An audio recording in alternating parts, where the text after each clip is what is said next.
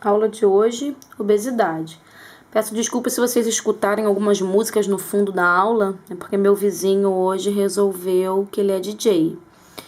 Então eu tentei esperar para ver se ele parava de tocar algum tipo de música, mas não consegui. Então vou gravar assim mesmo. Bom, hoje a gente vai falar sobre o tema obesidade, que é um dos distúrbios do estado nutricional. A obesidade hoje ela é considerada uma pandemia mundial.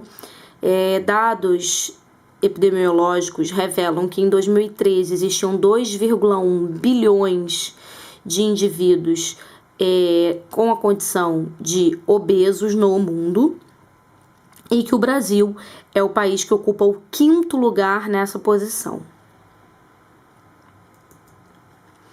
O último estudo feito com relação à prevalência de excesso de peso e obesidade no Brasil foi o Vigitel, em 2014, onde ele evidencia que a nossa população adulta apresenta-se com mais de 40% de excesso de peso e mais de 15% de obesos, mostrando que esse aumento ele vem crescendo com o passar da idade e que ele tem uma ligeira queda quando o indivíduo se torna idoso.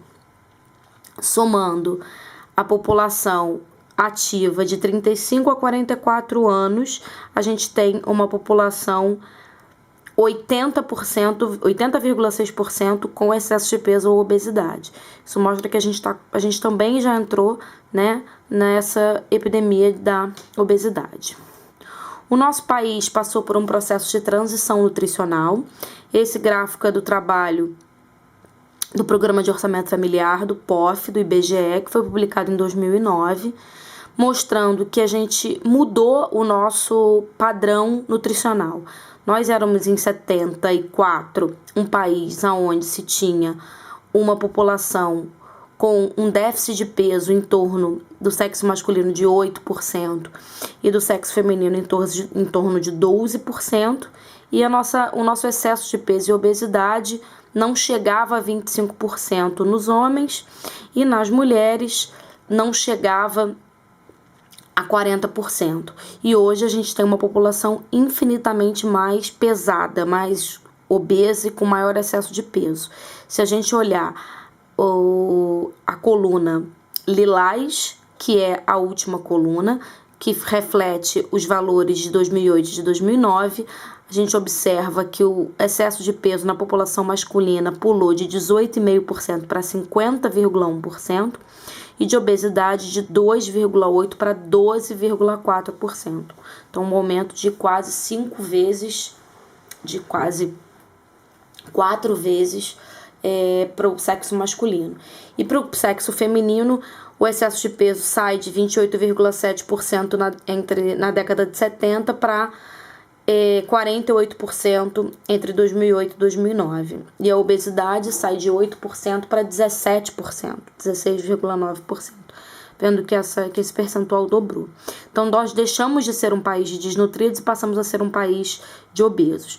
A causa disso são inúmeras, desde a Revolução Industrial, onde a mulher sai do domicílio e vai para o mercado de trabalho, onde o consumo energético passa a ser maior, onde o gasto energético passa a ser menor, porque a gente começa a ter controle remoto, a gente começa a ter televisão, a gente começa a ter videogame, a gente começa a ter escada rolante, carros com direção elétrica, de forma que o nosso gasto energético diminuiu ao longo dos anos e o nosso consumo de calorias aumentou ao longo dos anos, fazendo com que houvesse esse desequilíbrio, e hoje a gente pode ser considerado, hoje a gente é considerado o 5º país no mundo com maior quantidade de pessoas obesas.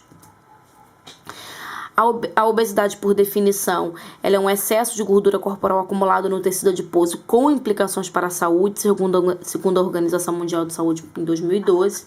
E, considerando a população adulta, os índices de obesidade, através do índice de massa corporal, eles são considerados acima de 30.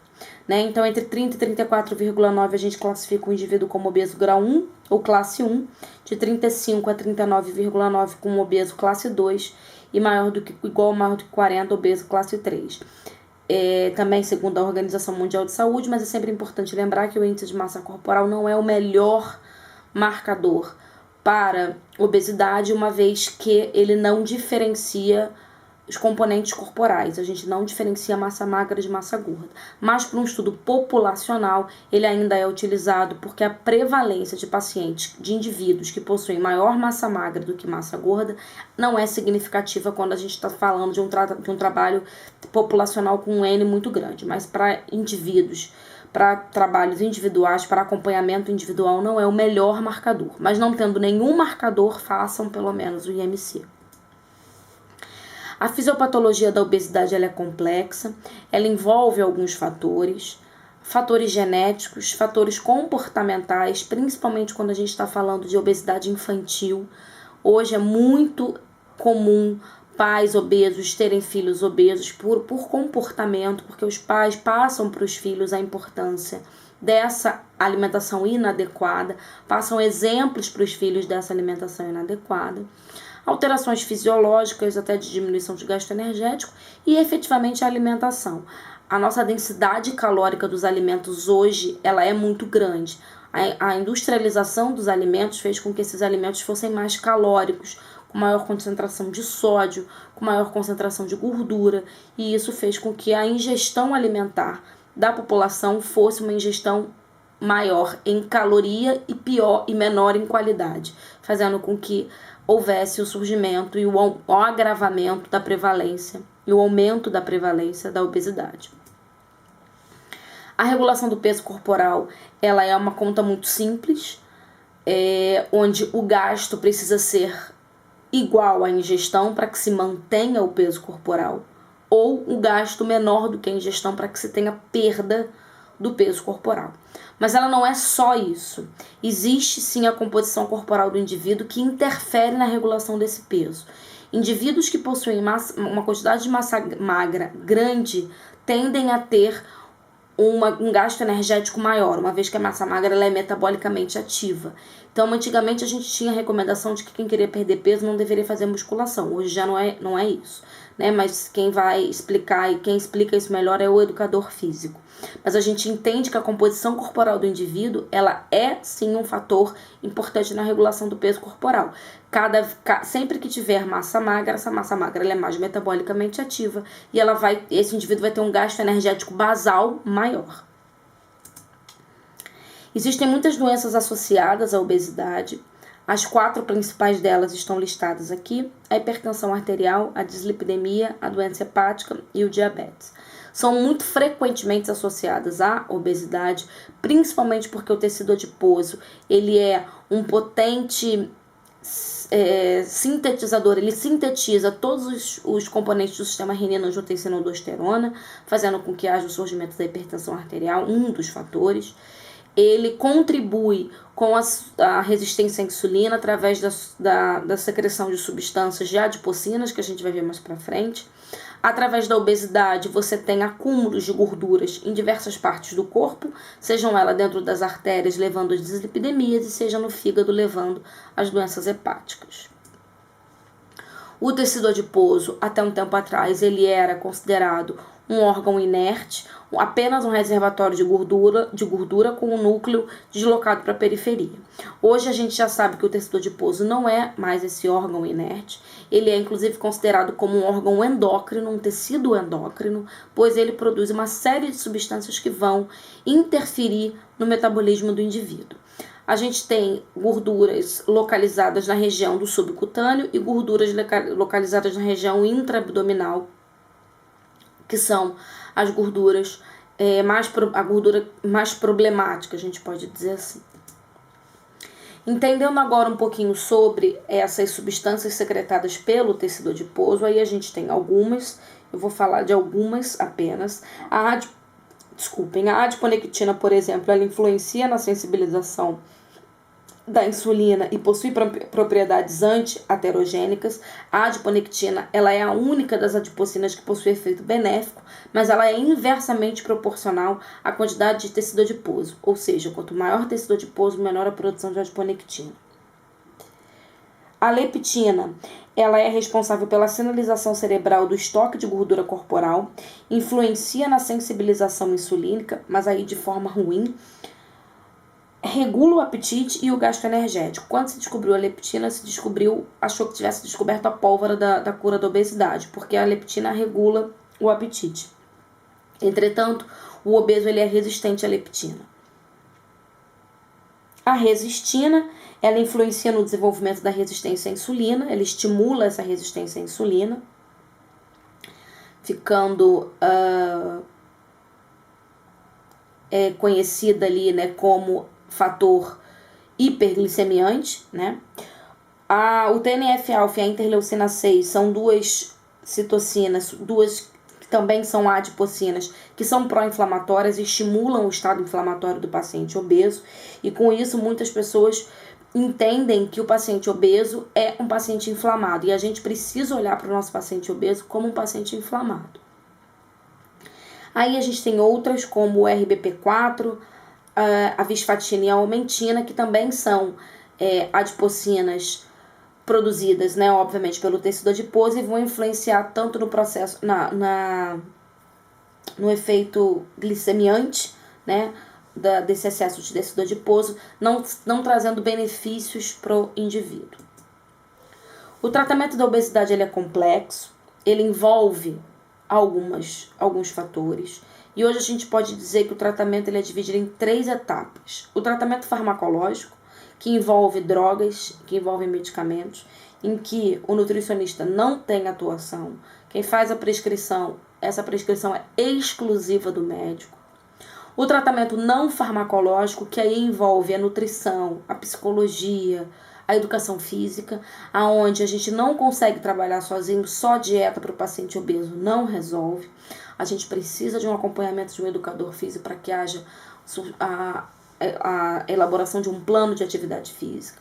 E esses 2 tratamentos não tendo sucesso por 2 anos, faz-se a indicação da cirurgia para tratamento da obesidade, que a gente vai ver um pouquinho mais para frente. Com relação ao tratamento farmacológico, o plano alimentar ele deve ser, não farmacológico, desculpem, no que tange à nutrição. O plano alimentar ele deve ser individualizado, nenhum paciente deve seguir a mesma dieta do outro, isso deve ser relatado com muita clareza para o paciente.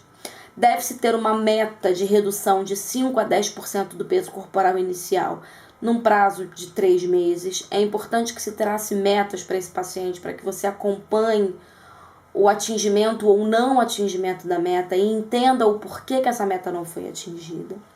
Faz-se necessário a avaliação nutricional desse paciente, de preferência através de circunferências e dobras cutâneas. Se não der para fazer a dobra cutânea porque o plicômetro não consegue pensar a dobra, faça apenas por peso e circunferências. O segundo passo são os cálculos das necessidades nutricionais. E o obeso vai fazer uma média de redução de 500 a 1.000 calorias do cálculo ou da anamnese para que haja redução de massa corporal. É importante entender que não se pode fazer uma dieta com uma redução muito drástica de calorias, senão você não tem adesão ao tratamento do paciente, esse paciente não vai conseguir seguir a dieta. Objetivo, né? Então, a perda ponderal de meio quilo a 1 quilo por semana, e isso precisa ser calculado e avaliado de acordo com a necessidade do seu paciente. E você pode fazer uma fórmula de bolsa entre 20 e 25 calorias por quilograma de peso, porque a gente entende que de 20 a 25 eu farei uma dieta hipocalórica. Lembrando que o paciente obeso, o peso para cálculo deve ser o peso ajustado. Com relação ao tratamento cirúrgico, esse tratamento ele só deve ser feito quando o paciente tem a obesidade mais comorbidades associadas em pacientes resistentes ao tratamento contínuo por mais de 2 anos.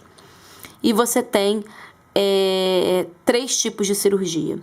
Uma cirurgia que a gente chama de restritiva, onde você diminui a entrada de alimentos no trato gastrointestinal, você reduz apenas o tamanho do estômago. A cirurgia desabsortiva, onde você altera o trato gastrointestinal desse paciente, fazendo com que o ilho seja anastomosado no estômago e que esse paciente emagreça por desabsorção, ele faz diarreias, ele não absorve, com isso ele emagrece.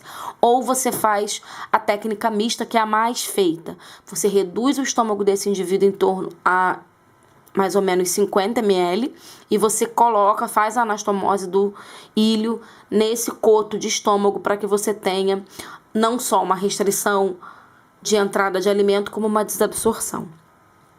Normalmente implicam em perda de 20% a 70% do peso dos pacientes. A cirurgia, ela é o método mais drástico de tratamento.